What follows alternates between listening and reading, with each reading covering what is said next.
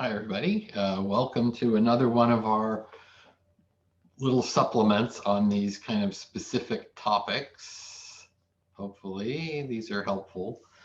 Today, I want to talk a little bit more about evaluating covariance, especially when we do it kind of experimentally in MATLAB. So remember, if we go into MATLAB and run that covariance XY, we are going to get the covariance of X with itself, the covariance of Y with itself, and then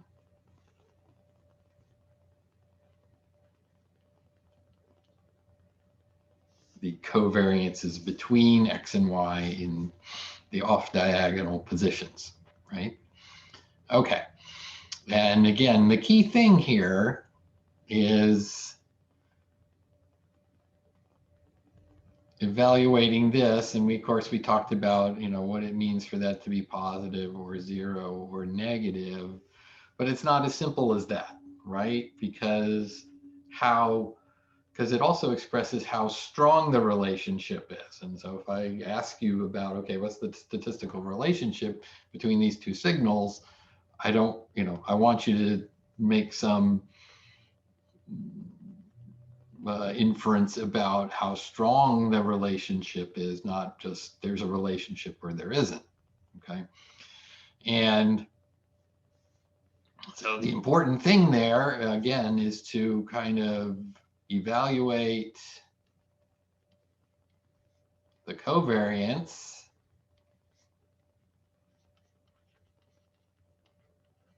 relative to the variances. Okay. And so, the absolute value of this thing is not significant because the signals,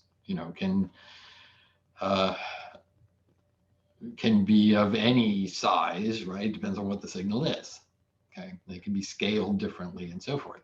The important thing is the value of sigma xy squared relative to these values, right? Is it orders of magnitude below?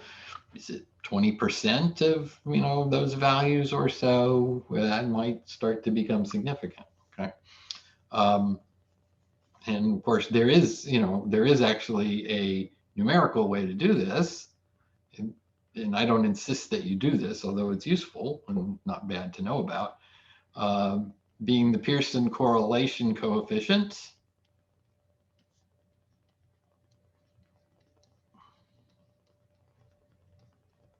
which is called R, such that R squared is equal to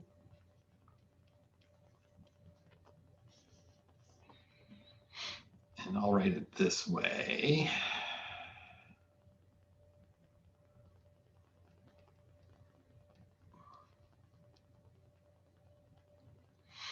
Okay, and then this, of course, this course goes from -1 to 1, because this can't be greater than, well, the numerator here can't be greater than the denominator, okay? And so that puts limits and a, properly scaled way of looking at that relationship. Okay? And this is a tool that, well,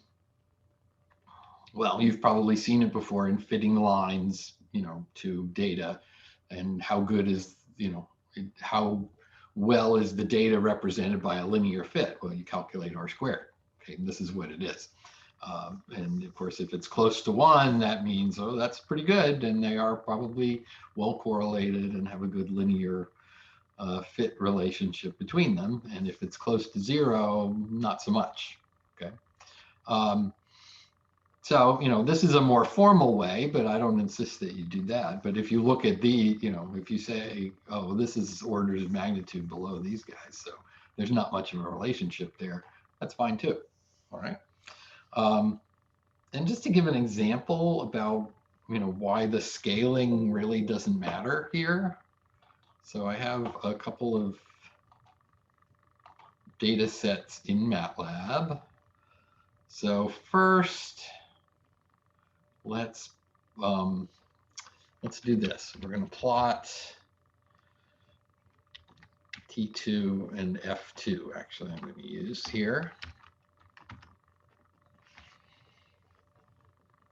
Oh, I should make that a scatter plot.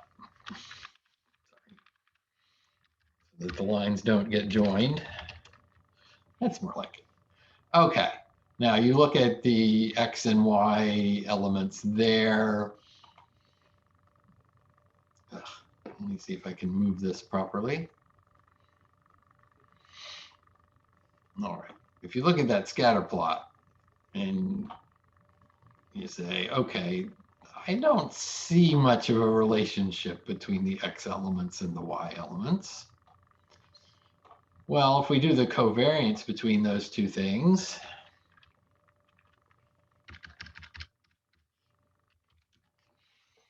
we're going to find that now this is multiplied by 1e6, okay? And you see that the covariance is about an order of magnitude below the variances, okay? Not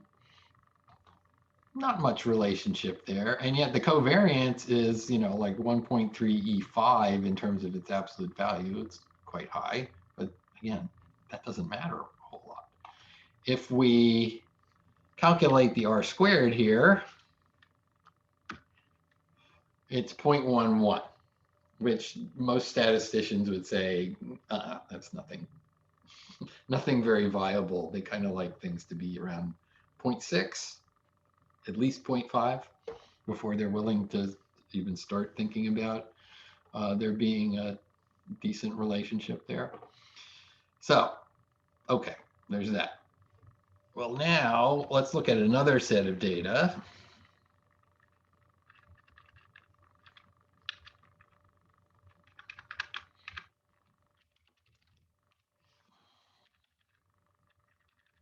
And this is T and F.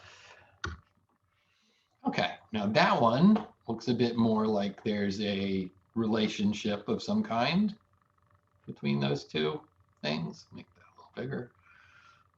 You know, you would say, maybe I could fit a straight line to that. And again, it doesn't always have to be a straight line, but that's the example that I'm using here. So maybe there's a relationship there. And so if we go ahead and do the covariance on those two,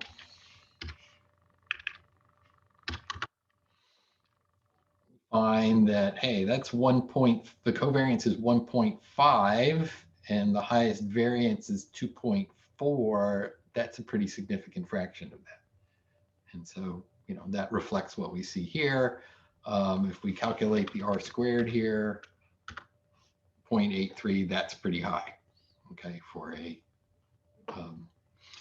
correlation coefficient. So yeah, that we would say is probably a, you know, you wouldn't say those two are independent of each other, okay? Now, look at the numbers, right? Here, the covariance is 1.5.